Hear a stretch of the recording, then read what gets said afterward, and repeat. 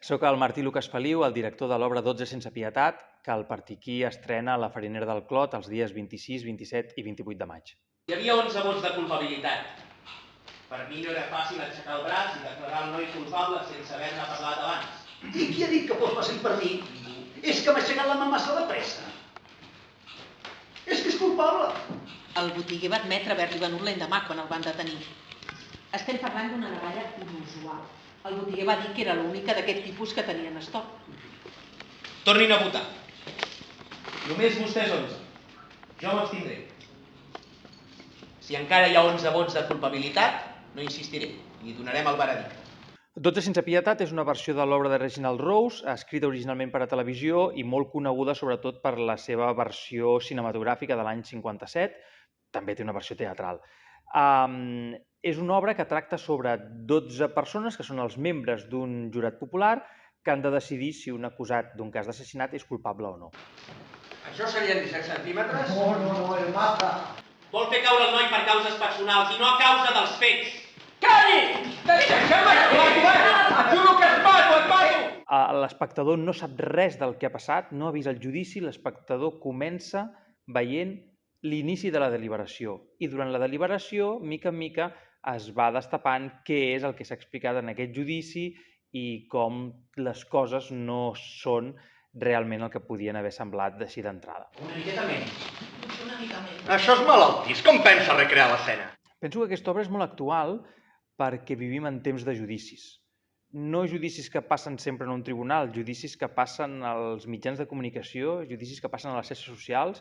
Crec que som una societat que jutgem molt i jutgem constantment i amb la societat aquesta de la immediatesa també en què vivim penso que tendim a jutjar llegint només titulars o llegint només tuits i ja ens formem una opinió, a vegades amb pesos perquè les pròpies xarxes, els propis mitjans, la pròpia dinàmica en la que vivim ens empeny a tenir una opinió ràpid.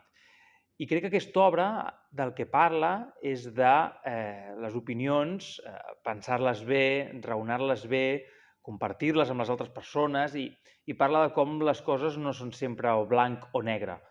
I per això crec que és una obra que en els temps actuals té una vigència. Anem a veure. El noi tenia un advocat, no? Per què el seu advocat no va dir res de tot això? Perquè els advocats no poden pensar en tot. Vinga, va! Diu que es va aixecar, va obrir la porta de l'habitació, va anar fins al rebedor i va obrir la porta principal, just a temps per veure el noi corrent escales avall. M'equivoco?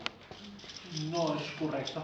15 segons. Tenir 12 intèrprets tota l'estona en escena és una dificultat i voler-los tenir a l'escenari de la Farinera amb les dimensions que té em semblava massa complicat. L'escenari és massa petit per 12 persones o com a mínim ens suposava masses dificultats. Em va semblar interessant posar els intèrprets a platea i generar aquesta doble grada amb dos costats que a la vegada era una cosa nova, per tant un repte nou i era un al·licient més enllà del contingut de l'obra, aquest al·licient de treballar una posada en escena diferent. Fins i tot quan vol caminar ràpid, al proper assaig et portes uns... Per mi el més important a l'hora de dirigir són els intèrprets. Es tracta de els intèrprets o les emocions dels personatges, el que volem que visquin. Intento que les escenografies siguin molt mínimes, que hi hagi el que és indispensable i ja està.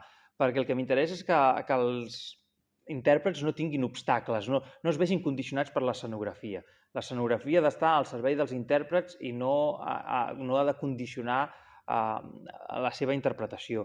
I per això veureu que hi ha molt pocs elements i, a més, volia, el fet que estiguéssim actuant a platea em convidava a fer una posada en escena molt naturalista, a fer una direcció molt naturalista.